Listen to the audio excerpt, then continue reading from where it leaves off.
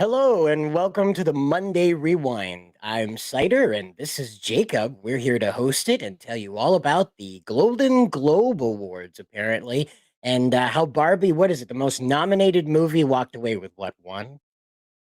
And if we're being honest, it didn't even deserve the nominations that it got. So it should be very, very fortunate that it got one because we are talking about a Barbie movie at the end of the day. So, Right.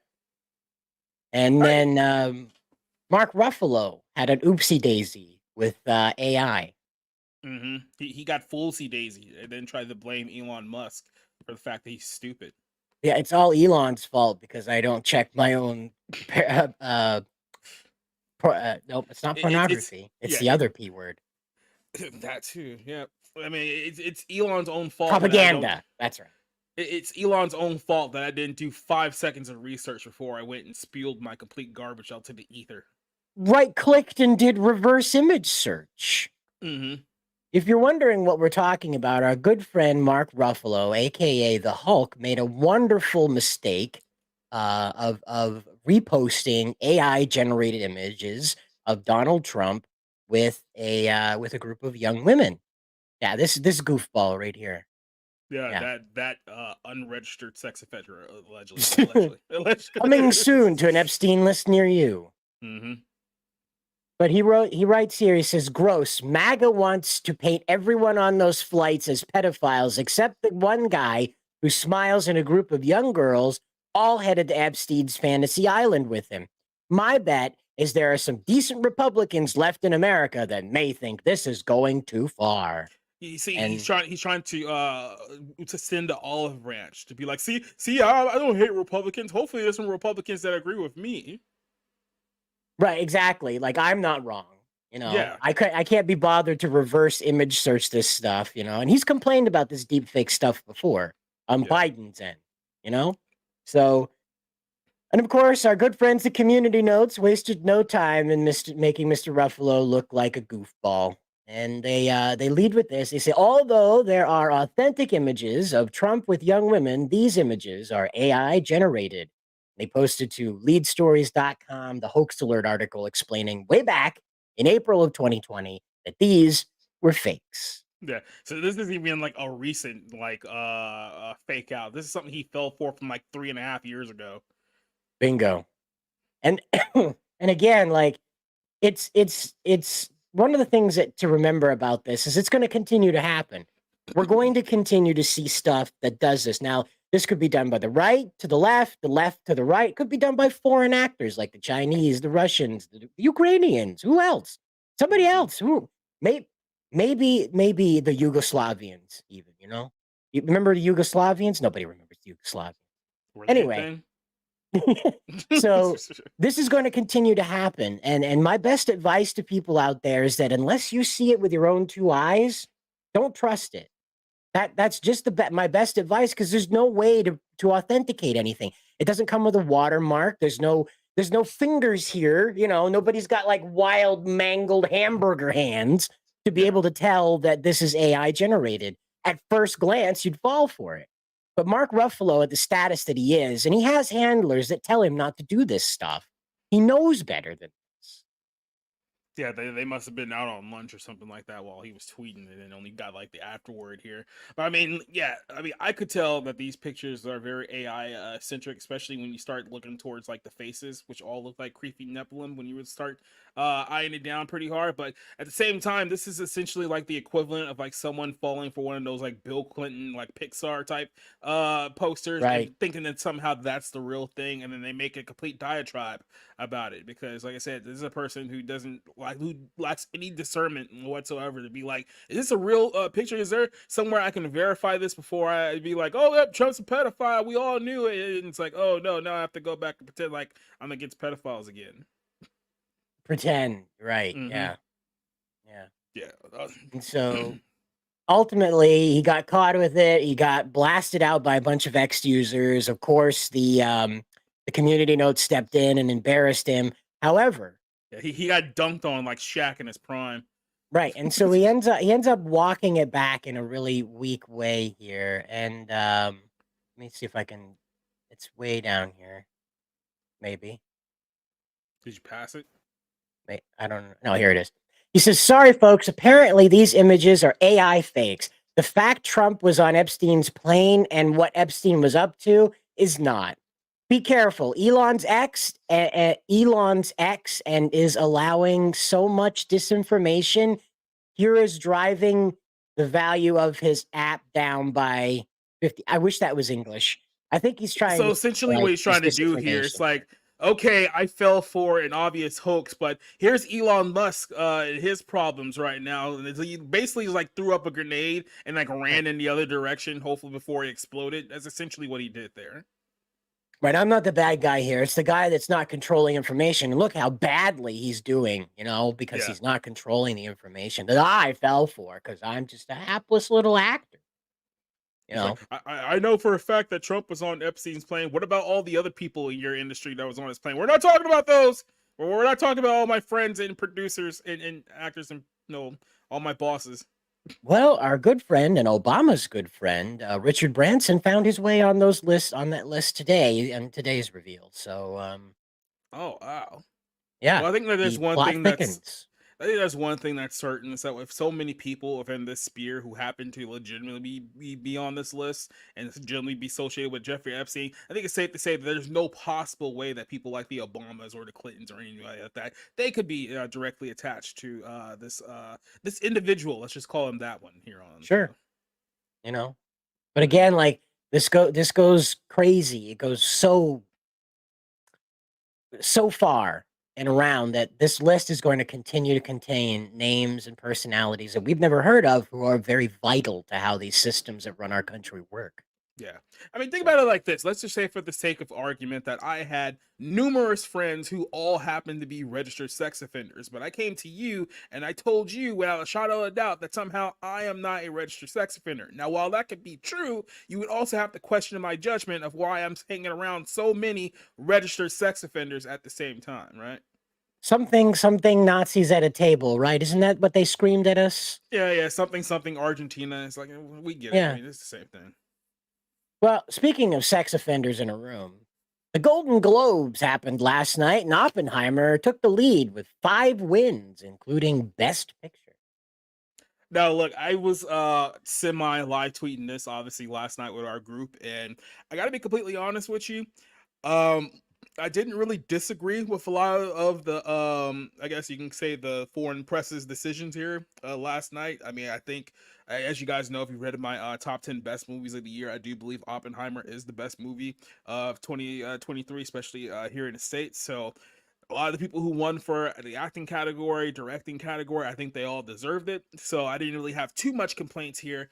My whole problem with, well, I mean, look, I have a lot of problems with Hollywood, but just in the context of this particular night, like I said, the whole issue is that, oh, Barbie got nominated for a bunch of awards, and there's possibly still going to be a bunch of nominations when it comes to the Academy Awards. And people were really, really upset that Barbie did not win more awards than it was nominated for. And I just think to myself, have we fallen so far in the last few years that people actually legitimately believe that Barbie is somehow a film worthy of Academy Awards and Golden Globes and all of these other things? It was essentially a product placement movie that whined and cried about men, and they thought that it was the whining and the crying that would do it in for them towards the end.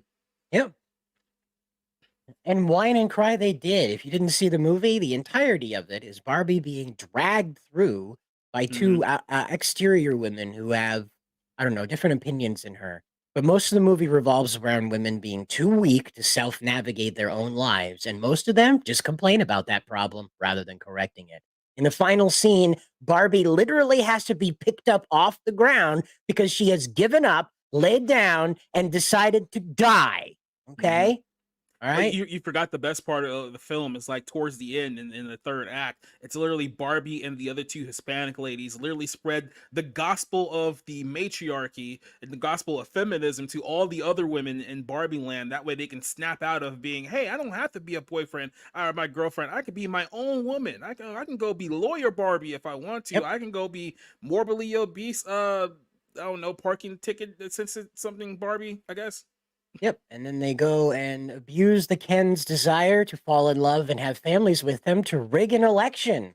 I'm not Mm-hmm. even kidding you. We found out later on that they deleted a scene of Midge, the pregnant Barbie, getting an abortion and the Kens stopping it, and that being bad that they stopped it. Okay. They deleted Yeah. that scene, thankfully. Oh yeah, thankfully, right? Because they didn't want to be too on the nose with their abortion allegory, especially since the very first scene of the movie is like little girls violently smashing baby dolls onto the ground and onto rocks in Yep. a weirdly obsession fashion. They didn't want to be too on the nose, so that's just a degree of subtlety there. I think it's a great movie for men, Eccentric Banana, because it shows you the state of women right now today. So you can Hmm. take your son and be like, here, look, this is what you need to avoid, son, right here. You see this? Walk the other way. You know, that this is a great example. And Ken is the hero. He introduces democracy. He actually introduces equality, where the Barbies have a place and a vote in the canocracy. And he introduces horses. Come on.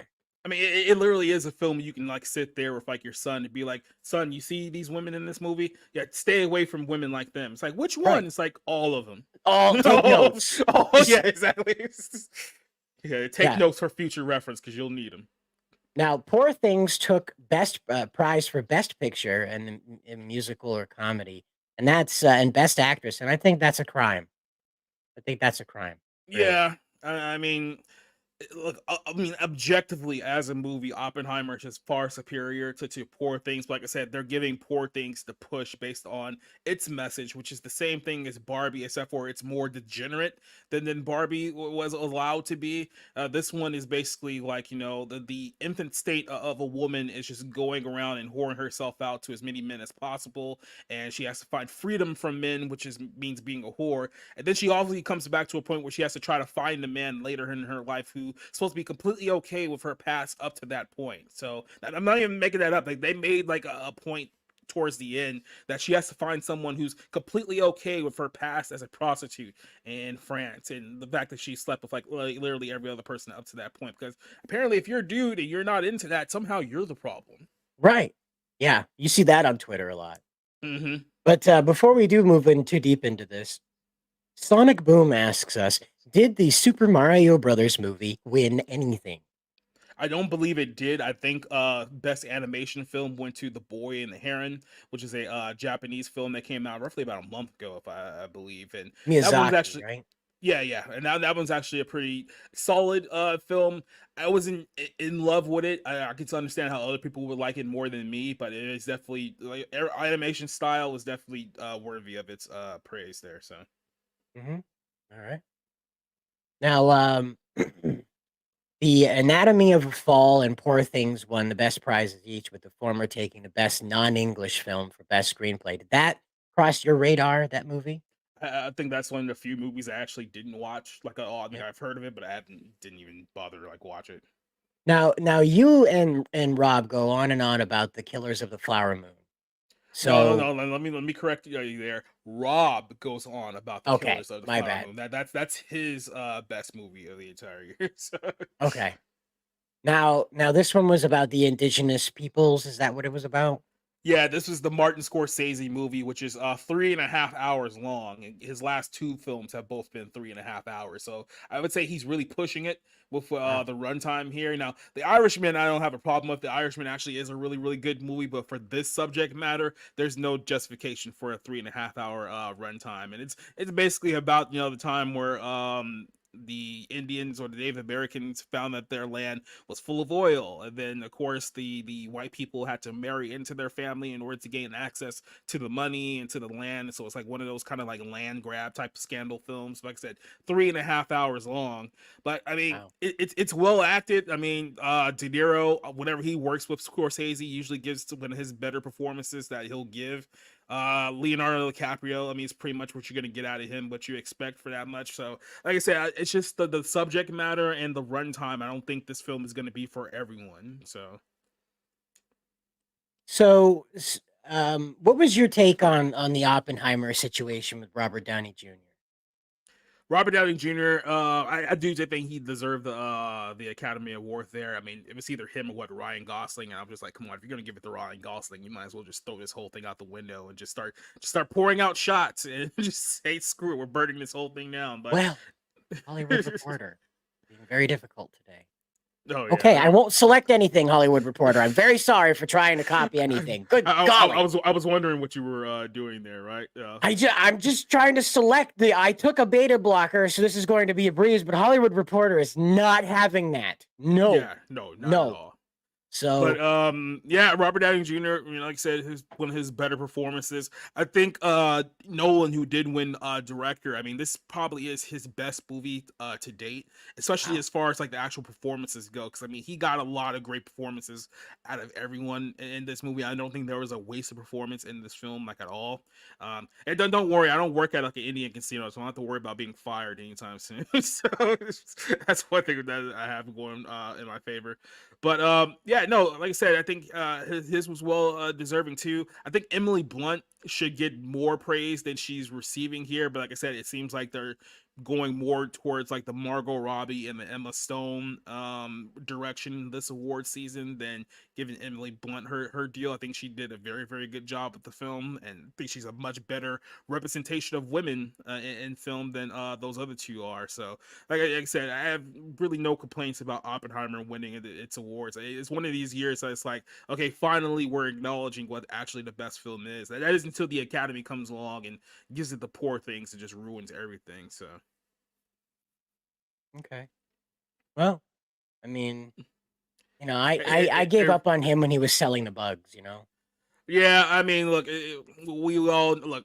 I'm just gonna be very, very honest here. If it was a person now, what was it called? Not a personality contest, a popularity contest here. None of these people will probably be high on my rank. There's only a few people I will feel terrible at this point, but it's like, yeah, everyone who attended last night's show. I think there was a little clip of like Brie Larson like on the red carpet with her mom, and Brie Larson just comes off as like one of the most insecure like women like ever. I think she was like literally she's talking to like one woman that like her mom's behind her, and it's like before she like says hi to her mom, it's like, are you talking behind me behind my back or something like that? It's like it sounds like something who's like a very, very paranoid person like would say. She's done that more than like enough times to where it's a Yeah, we have pattern. that right here. Excuse me, we have that clip right here. Hold on. Just Mhm. gonna bring that right up right now. Here we go. No, nobody got slapped this year. Tonight, Miss Brie I Larson. brought my mom. She's back there. Are you making fun of me? Mama, never. Never. She's gonna propose to the And you're the best. By the way, her laugh is so phony and forced. It's you know one of those like fake women laughs that you get. I'm not sure if you've been around enough women to know that when their laughs are not genuine or not. That was absolutely 100% not a genuine Oh, laugh. absolutely, absolutely. My favorite part is once they're caught, these women Mhm. immediately break apart. Like, no, we weren't mocking you for not having a butt. Of course Mhm. not. But We love your no. butt, honey. Yeah, you're a great block of wood, dear. You're gonna go far in life. Yeah. Oh god, they teamed up. I don't think. Yeah, yeah. It looks like Brie is being interviewed by ET Girl. So Yeah. not No, that they're no, sharing the evening. no. If you were thinking that was like Rachel Zegler or something like that, like no, they haven't Not caused yet. that riff in the multiverse just yet. I But can't it's wait probably until they coming. cast Rachel Zegler as Kitty Pryde. That'd be great. You might as well Everybody's gonna love it. just recast Brie Larson as Mystique and just do the whole Fox X-Men thing all over again, right? Never. Yeah, never. Hmm. Yeah. It's like, hey, look, every time, especially like a company like ET, they always go and get like this doughy-eyed, like borderline millennial girl who's never been around a famous person in her entire life. It's like, hey, you want to do the interviews at like the Academy Awards, and then you're just like, oh my god, I can't wait. And then you always get them to ask like just the absolute stupidest questions that you can like possibly like think of. It's like, oh, who are you wearing tonight, and what really inspired? It's always like the most like generic like teen Vogue type of questions you could think of. I just think to myself, yeah, I can understand why so many people in the industry want to kill themselves, and it probably has nothing to do with selling their souls. Well, speaking of that, though, you wrote an article about Hollywood's war on men and its war on the audience thus Mm. far. Yeah, well, last year I think I reviewed about 107 films in total from 2023, and I did the bad thing, the one thing that you're not supposed to do, which is notice patterns after a long period of time. It's bad for your And health. Yeah, when you start noticing patterns, you start noticing that the same things are happening over and over again. There seems to be a certain group of people who are behind it. That's the bad thing, and you can't do that, Right. especially on the social medias, right? But I picked this up after watching quite a few movies that got released in just one calendar year last year. Barbie happens to be a big example of this one. We talked about Poor Things. There's other films on here like The Color Purple. I think we'll even talk about some of the future Star Wars movies here, but ever since Me Too, which I think Me Too was only what 2017, if I'm mistaken, because it was like Yeah. right after Trump. So we're talking about a period of like what 6 or 7 years for the most part. But Hollywood's just come out with one film after another that's just all about we hate men are bad, and it's not like one of those like subtle things like, oh, they got a woman in the title and you think that this is anti-men. It's like, no, when you watch 2 hours of this direct telling you, hammering you over the head of men are bad, or we only portray men in this movie as racist, as sexist, as rapists, as sexual abusers, as misogynists, because the only way for Hollywood's brand of feminism to survive is to make it so that they create a world where there are no good men whatsoever. Like there's not even like a guy who comes up and like checks another guy for being like a sexist pig or anything like that. It's like, no, that guy can't exist, because that would show people that there are good men in the world, Right. and we can't have that happen. So like, keep in mind, like America Ferrera here, people were complaining that she didn't get nominated for a Golden Globe because people were so entrenched by her little midlife crisis speech in the Barbie movie, where she's complaining about all the things that she has to do for men at the age of 40 years old. And apparently a whole bunch of wine moms felt so endured by that performance that they wanted her to win an award. She still might get nominated in the future, who knows, but that's kind of the push here. And like I said, it's all about the messaging. It's all about how can we placate to white feminists and black feminists and just make them feel good while running down men in the process. And again, I mean, that this has been the agenda, I would argue, since Homer Simpson became the standard for men in all media. I Yeah. mean, if it's not from Japan or outside of this country, even like it really has to come from the East at this point. Men are just they're too dangerous to be left alone in these shows and these movies. We used to laugh about like, Homer being this guy that's too dangerous to be alone with his children. He'll burn down the house and kill the whole family, if he's left alone to his own devices. That became the archetype for every primetime dad on television. Then that became the archetype for every superhero now. It was kind of fun when Thor was the big kind of strong dumb guy, and he meant well, but he didn't get Earth and stuff, and he was a proud prince. But when that Yeah. became the standard of all the heroes, that for whatever reason, all like half their brain cells shut off midway through the movie so they can get their dumb quips in before they get punched in the face. You know, Mhm. I hate this, and it's despicable to me because in two problems we have here. It sets up in women the expectation that every man they meet is totally inept with leading his own life, and in fact, dangerous if left to do so. Then the Yeah. other end of that is it sets up for men that everybody hates us. I'm not that dangerous guy. I don't have Mhm. any representation in media because every man that I'm shown is an idiot or some rape monster. Like I say, Bill Burr had a perfect joke about this like several years ago when the whole Ray Rice scandal, for you guys who are like NFL fans, where a security video leaked about him punching his girlfriend in the elevator, and that was like the big story at the time. That pretty much killed like his entire career, right? But then right after that, the immediate reaction from the NFL was like, okay, for the entire season, we're gonna run domestic violence commercials saying about how domestic violence is bad, how you should never put your hands on a woman under any circumstance. And Bill Burr was like, wait a minute, I didn't do this. You did this. Like, why are you lecturing me? Like, somehow I'm responsible for what happened. Like, I know not to punch a woman in the elevator and think that I can get away with it. It's like, why are you sitting here lecturing me over something that I didn't do? And this is essentially what Hollywood has done here. It's like, they're being like, oh, Harvey Weinstein was bad, even though we knew that for several decades, because let's be honest, there were stories going back from Harvey Weinstein all the way to the 1990s at least. Right, and those were well-known stories 25 years ago, except for no one did anything because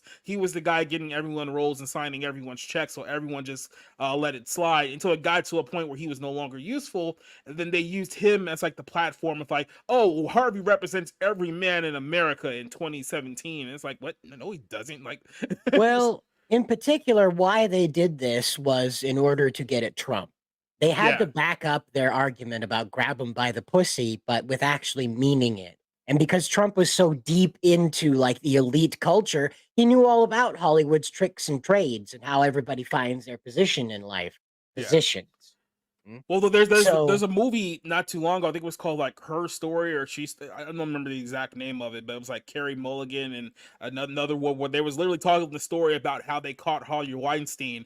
It was the New York Times actually trying to dig up dirt on Donald Trump, and they kind yep, of inadvertently stumbled onto the Harvey Weinstein story. So he wasn't even the person who they were going after when they were right. actually digging into him. They were going after Trump, and all of a sudden it was like, hey, we're finding this very questionable things about Harvey Weinstein. Should we look into this? And Yep. initially they were going to say no, but then, like I said, it got to a point where it's like, well, if we don't talk about it, it's going to get out. So at least let's be in front of it and pretend like somehow we're the heroes of this story when we're totally not. Yeah, and that's what it is that as soon as it became expedient for the left, the elite left, by the way, to be critical of men abusing women in the workplace, when they've enshrined it, by the way, Weinstein is a central point to the Democrat funding platform, or he was. Yep. He was a major donor to the DNC. Once they iced him out of that with this mess, when they were trying to make sure that they're like, we are the moral arbiters. We'll show you by sacrificing one of our own. And that's what Harvey Weinstein was, is he was the sacrificial cow so they could go at Trump's throat. And that just demonstrates to you just how evil these people are, that they'll keep that secret. They'll let that fester and mold and infect every part of their little bubble they've got over there until somebody like Trump comes along, a human Molotov into their way of life, and then they're willing to burn anybody they have to be able to get at his throat morally. Yep. It's amazing. And then, like I said, they'll frame themselves as the heroes for the situation that they themselves caused. And Right. it's like literally setting the fire and then coming back 5 minutes later with a fire extinguisher, CC. Hey, I put the fire out. Make sure I get all the credit for that. But yeah, I mean, here's another movie here too. We were just talking about this one, the Martin Scorsese movie, where, like I said, the whole premise here is that you have a whole bunch of white guys from outside of the Native American circle just trying to essentially steal these people's money, but they can't just come out and outright kill them because that would be a little too noticeable. So it's like, oh, well, let's just marry into their families and we'll slowly screw them over as time goes on so that we end up with the money anyway. So it's essentially just a non-violent way from stealing from them. So even all the men in this movie are just super awful people, and then Lily Gladstone here is the only morally upholding person in the entire film, and you just see this as a narrative that just keeps coming up time and time again. It's like all the men are bad and all of the women are saints. So then, of course, we get here to the Ray situation, and I don't know. There's two sides to this one. I don't know if you want to get into our AI war this weekend, but just based on what Disney's planning on doing here, we talked about it last week. It's like, look, people rejected the Ray version of Star Wars over the last 10 years. You started off getting $2 billion for the first movie, The Force Awakens. By the time the third one came out, you did half of that. That's how badly you chased away an audience in 5 short years. Like, you have to keep in mind, it was only 5 years and you lost half your audience just like that. Well, and as Matthew Gaudette points out here, Disney actually hired Weinstein's assistant to make the acolyte. You know, and so you got to remember that this is not, they don't mean any of this. The none of what they're doing to try and show you to like lure you back in matters. It is quite literally like that anglerfish at the bottom of the Marianas Trench with the dangly little light, and then whap, the big sharp teeth come out of the darkness and get you. And that's what this is there the, the evil permeates all over the place. And it is evil. Like, what is a Weinstein? When you really understand what that guy did to those people, sure, they subjected themselves to it, but he positioned himself in a place where that had to be their decision to achieve their dreams. Okay? I don't know too many things that are eviler than that. There are eviler things, mind you, but I don't know too many things that are more evil than stealing someone's dream for like a climax, not a movie kind of climax. Well, not only that, but the people who enabled him for decades under the guise that, Oprah? well, you know, I know it's bad, but I mean, you know, if I just let him do what he does, you know, maybe I can get that piece of the pie, because all these people at the end of the day were just out for themselves. So that's all they cared about. It's like, well, can I get my $20 million film and my big golden statue by letting Harvey do whatever he does? Okay, well, I'll just shut my mouth then and pretend like I had nothing to do with it. And then when people That's starts posting 10 years of photos with me and Harvey Weinstein, I'll just pretend like I didn't know the guy that well. that is what was the name of the pedo guy on Nickelodeon? That was Dan Schneider. Schneider, yeah. Yep, Dan Schneider. You know, it's funny too. I just watched like one of the episodes, I think the last show on Nickelodeon he did before he mysteriously stepped down just a couple years after the whole Harvey Weinstein thing. And like I said, he has a long history of allegations and inappropriateness with underage girls. So you can say what you want about Harstein doing what he did to 20-year-old women. The stuff that Snyder was alleged doing was all like underage preteen girls, so that makes it even a step worse here. But the same thing in his show, like there's always got to be one character that's just like supremely stupider than everyone else, and like that's the whole bit of the comedy. I'm just like, when every show has that one idiot character and they're all doing the same one note joke, it's like it's not funny anymore. It's like, okay, he's dumb, I get it, but I'm not gonna laugh every time the dumb character does something dumb. Well, and again, like you saw this in like his most famous creation, iCarly. That was his biggest one that ever took off was iCarly. And you saw that every male in that show was a dangerous idiot. There was not even her little friend there that ran around with her and that other girl. That's Sam or whatever that boy's name was. Gibby was the joke that they beat the hell out of all the time. He did the physical comedy, that poor kid. And then her older brother that's in charge of being her guardian, half the time he's got an ostrich in the house. That's meant to be funny, but like your little kid brain says the adult is dangerous when it's a man. The girl has to retain order. The girl has to question his logic. The girl has to set everything right. And they grow up and see older media like superhero movies reinforcing this. And we wonder why women walk around believing that men are simultaneously controlling everything, but unable to wipe our own asses. It's amazing. And then when they hit the age of 45, they come to this revelation that, oh my God, everything that I bought into is a lie, and now I can't turn it around. It's like, oh, gotcha. Yep. And that's what they do, And again, like this is why I don't get angry at modern women because I don't think they had a choice in this. Like most of your millennial women to like your alphas that are just graduating high school now, they don't know any better. This is generational, right? This is 30 years into Homer Simpson being the archetype for men in media. Okay? This has been the problem for the last several decades because, like, look, I hate to break it to you, but guys like us have only really been like hammering on like the propaganda that's in like Hollywood films and Hollywood television shows for roughly like the last decade or so. Maybe a little bit more than that. That's because the propaganda has gotten less and less subtle and more in your face that people have to talk about it. But it hasn't like Hollywood just started doing this like the last 10 years. Like they've been doing this for decades and nobody warned us because our parents were basically asleep at the wheel while they were just cramming in all of this toxic stuff through children's programming and regular programming, and then nobody warned the generation before, so everyone's just been consuming just bad doctrine and bad life morals and all this stuff through television for years, and no one said anything. And then one day everyone wakes up, looks around, and society's just completely screwed, and we're wondering like how we got here. It's like Gen Z didn't just end up like this just because everyone woke up and was like, oh, what's going on over here? It's like this has been going on for years, and it only took just now to people realize it was going on. And you start looking around, and a lot of these people are so deep into the propaganda they don't even know the reality from the truth from the fiction anymore. It's true. I mean, we've got Veritas Eterna here, and he's talking about Al Bundy. Al Bundy wasn't a dangerous idiot. He wasn't like a top field nuclear scientist, mind you, right? He wasn't the exemplary man, but he was the force in the house that retained order, sometimes at comedic cost, but he was always the one that put his foot down and said, no, we're not doing that. Whereas you take a look at like Everybody Loves Raymond, which from my knowledge has been 20 years in syndication on CBS primetime. At 7 o'clock after your local news, Ray Romano comes on, okay? It has for 20 years now.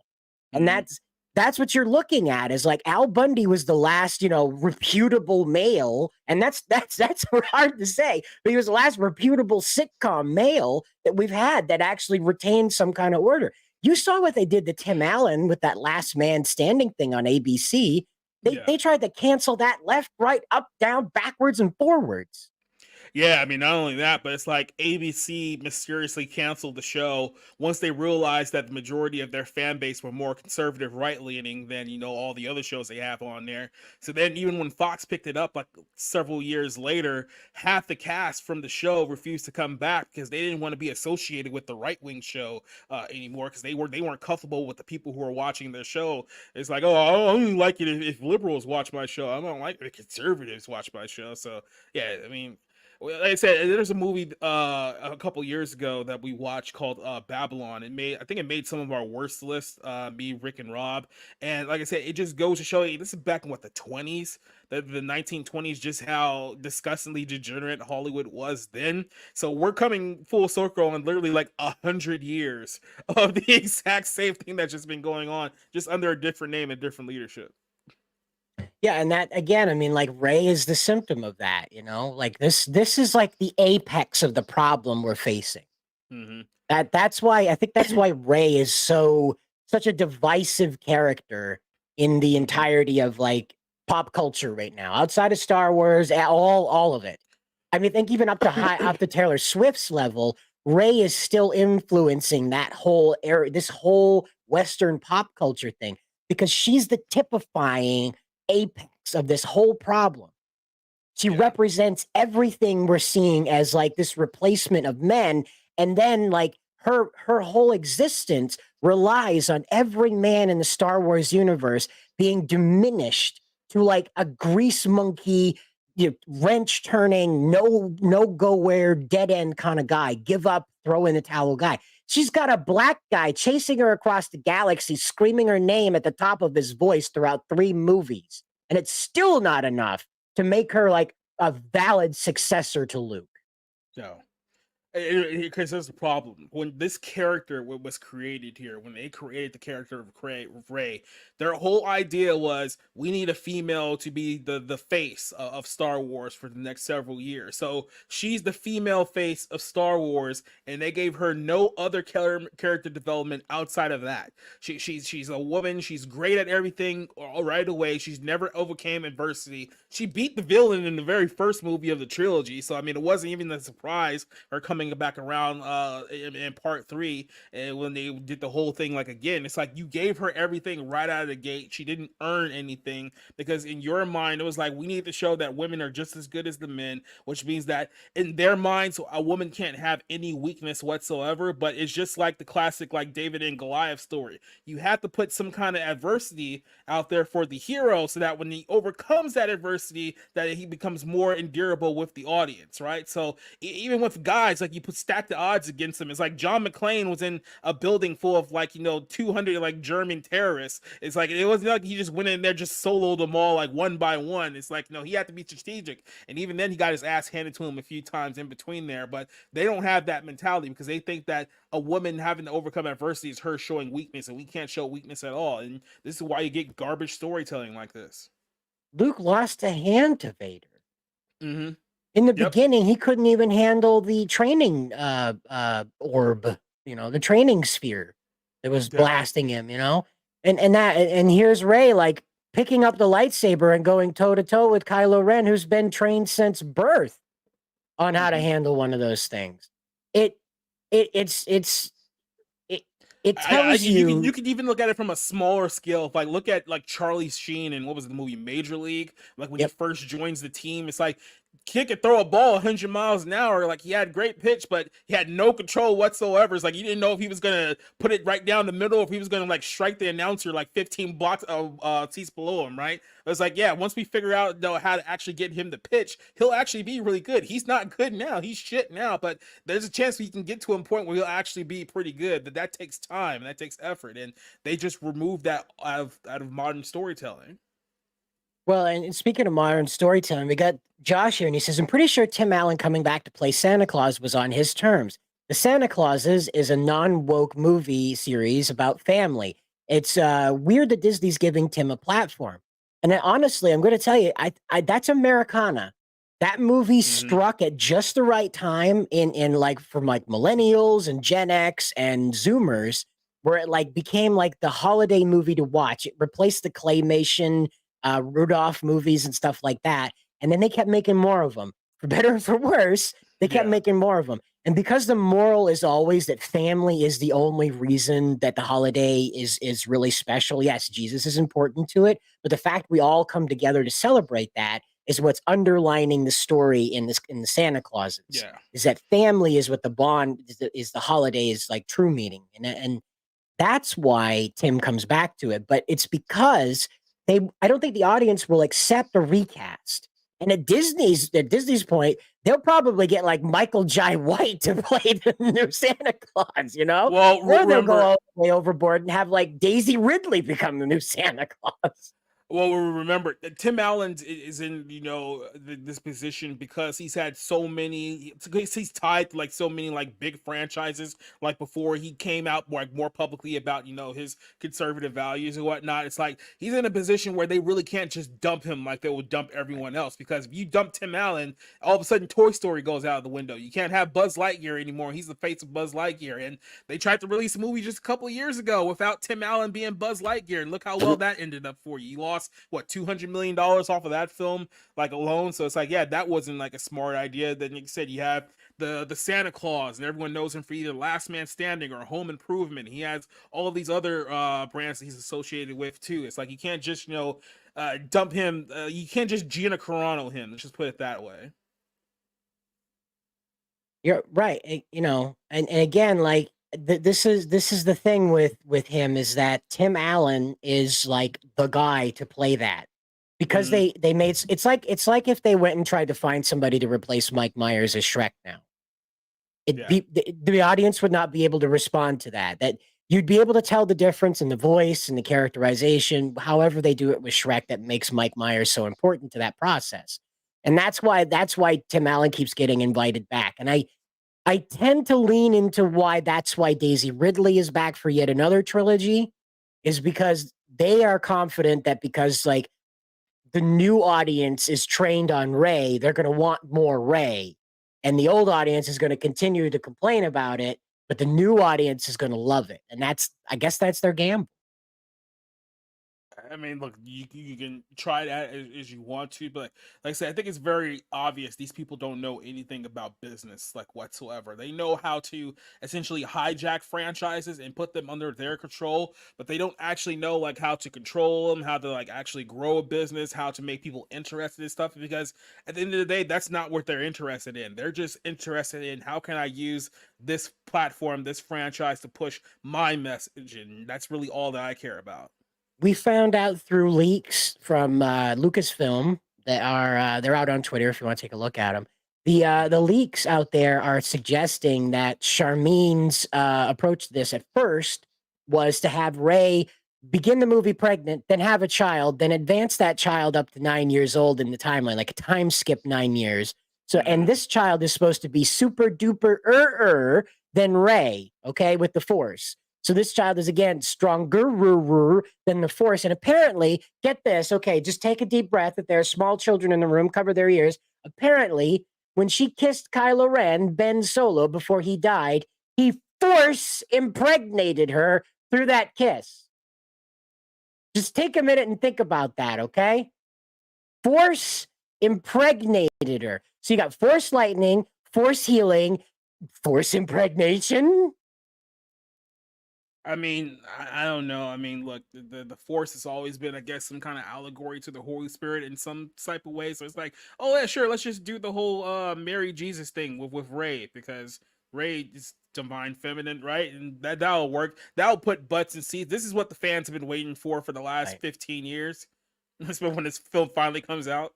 So this child is supposed to be like between the darkness and the light, and it's supposed to be like some representation of Anakin being reborn, like some reincarnation of Anakin, I guess, as a woman. Because she's a Skywalker now, remember? Right.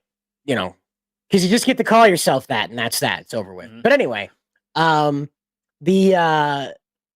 that got deep sixed apparently, And now what they're working on is Finn and Rey go on a buddy cop adventure. So it's just what I predicted. They're going to do a movie about slavers. And what you're going to see is some brutality toward women that are dressed in the Leia costume.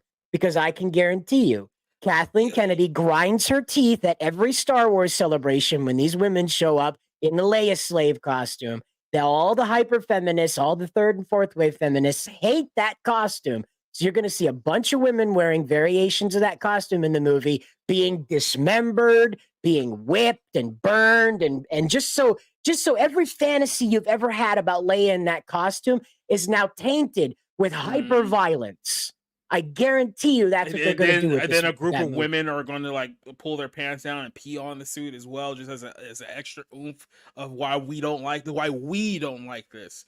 And Sure. why it's disgusting to us. You know, right? and again, they'll make just a disgusting hut the source of all this happening. So again, it's an easy slam dunk narratively that Rey and Finn are going to stop this evil hut that's torturing these women and blah blah blah. But we all know what they're doing with this. Yeah, and then Carrie Fisher's dead, so she can't defend herself anymore either, which Exactly. means that we can really go all in on it. Because And they could CGI her face in there with giving Rey specific orders to do away with this because she has like PTSD over the time that she was licked by Jabba, you know?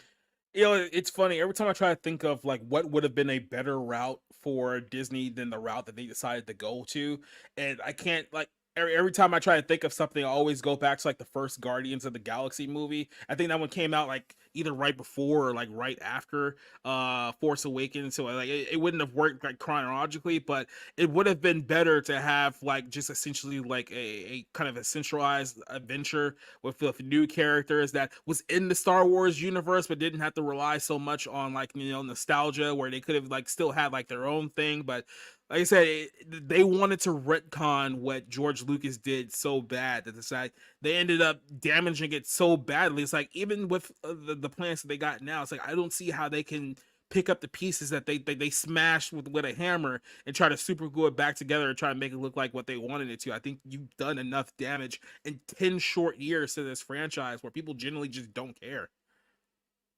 Well, it's again like Ryan Roundhead Johnson really like kind of encapsulated it when he said usurping the audience's expectations. Now, that's a very important phrase because when you say usurping, that's bad. You usurp power, you usurp the law, you usurp God. That's bad. The usurpation is bad. When you challenge the audience's expectations, when you surprise the audience's expectations, when you meet the audience's expectations, these are things that are good. These are things that are enshrined within cinema. But much like Charmin saying she likes to use her movies to make men uncomfortable, usurping the audience's expectations has the same effect. You want people not to be able to predict your movie in the sense that they could sit down, opening credits, okay, I know what's going to happen. You want them to be able to feel comfortable with the flow of the movie. Like, okay, this Kylo Ren guy is very strong. He has a crackly lightsaber. He's very intimidating, very scary. We should be like seeing him owning these good guys and chasing them away, and that sets the tone for the next trilogy. No, your expectations, even J.J. Abrams did this to you right out of the gate. Your expectations are immediately usurped, and you feel insulted watching a complete novice to not only the Force, lightsabering, and combat, mind you. Rey's just a junker. She doesn't come from a life of fighting.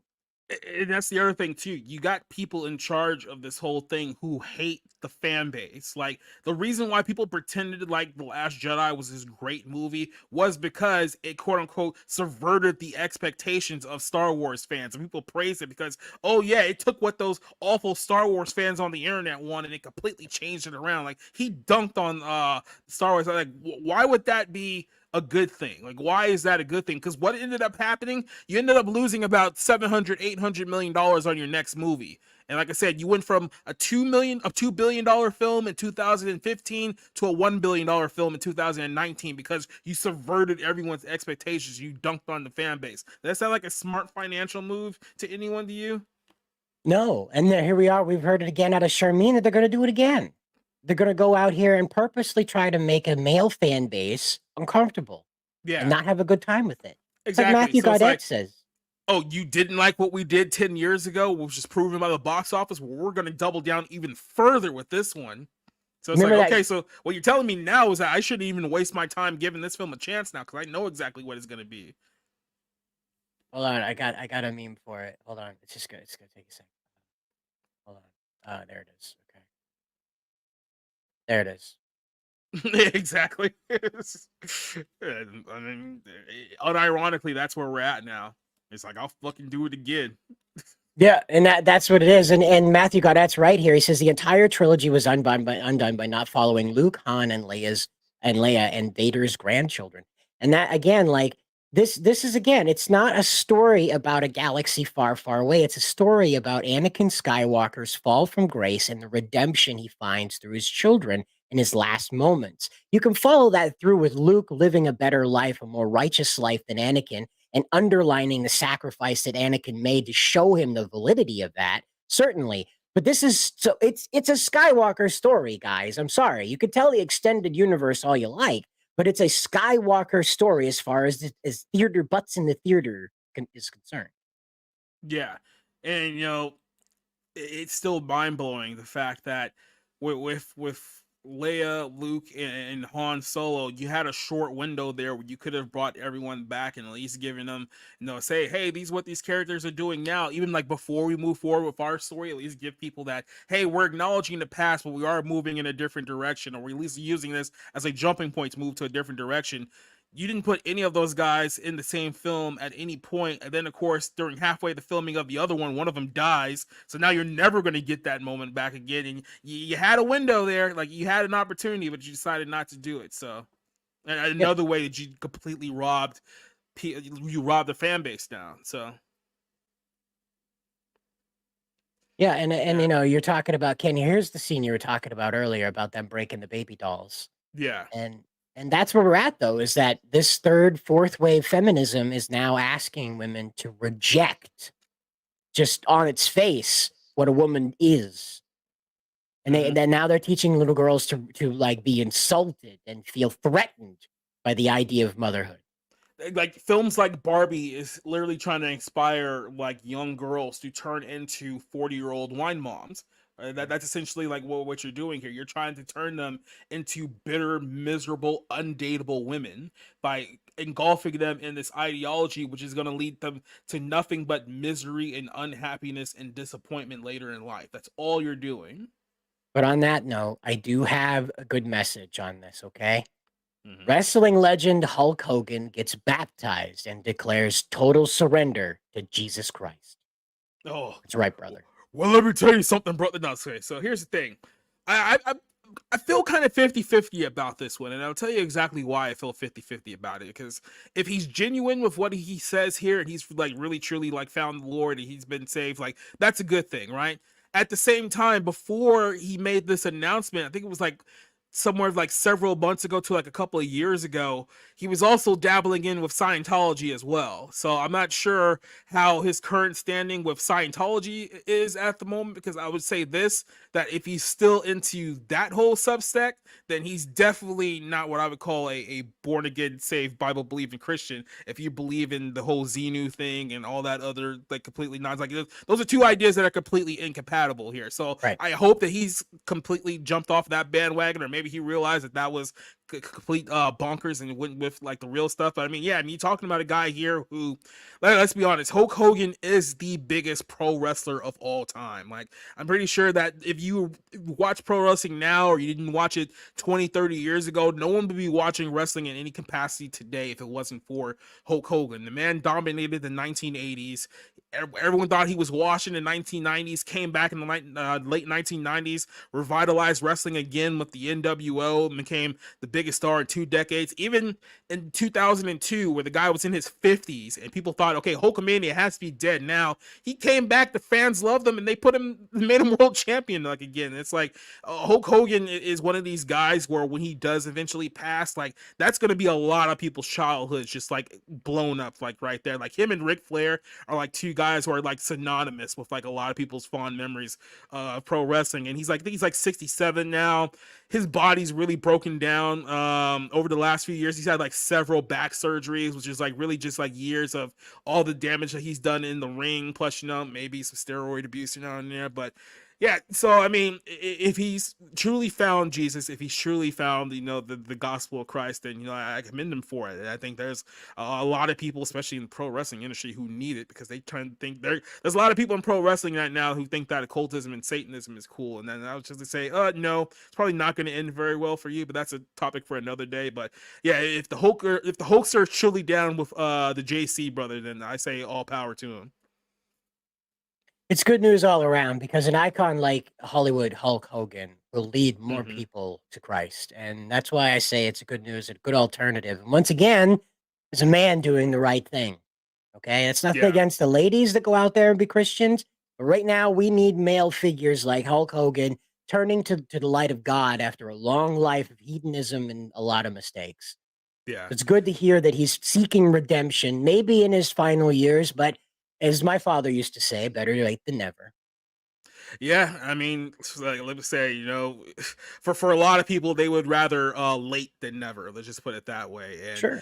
I do think it's kind of interesting, like the way that the wrestling has evolved, especially like the years have gone on. Because you look at guys like The Undertaker and Kane, who like 25 years ago were known for doing like these dark, evil gimmicks, where Kane was running around setting people on fire, and Undertaker was referring to himself as the Lord of Darkness, like throwing people up on crosses and stuff like that. And now here we are, 25 years later in real life, and they're like two of the biggest like born again Christians like in the pro wrestling sphere, like as it is now. So it's like it's weird how things come back like full circle. But like I said, a lot of these guys, like I said, they won't learn their lessons till later, but it's better they learn them than not learn them at all. So Well, and I think that's a good message to end the Monday Rewind on after this wacky weekend. So yep.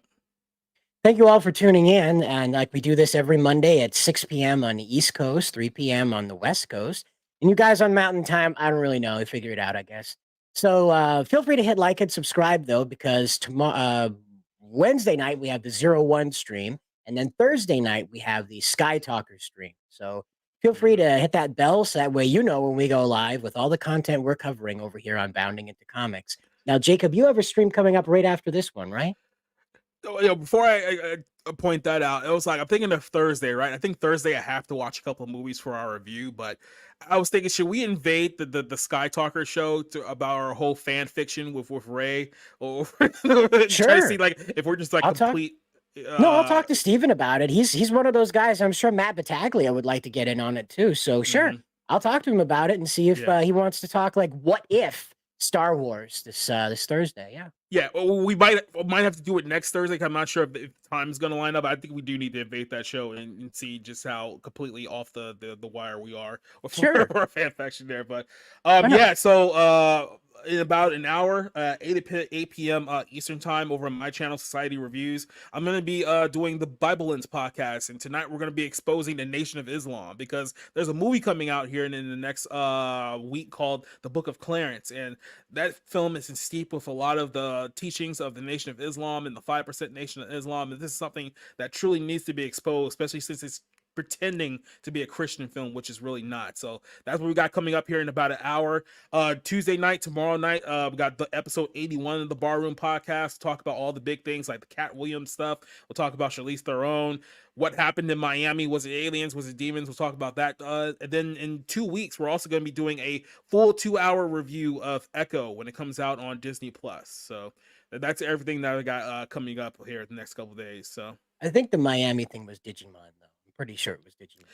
It could very well have just been Greymon and Paramon having a battle in a mall, and people just completely like lost their mind. It's like, So remember to check under your pillow for a Digivice tonight. We'll see you on the next Monday Rewind. We'll catch you later on, I guess. Check out Jacob's stream, by the way. It's an important one. See you later.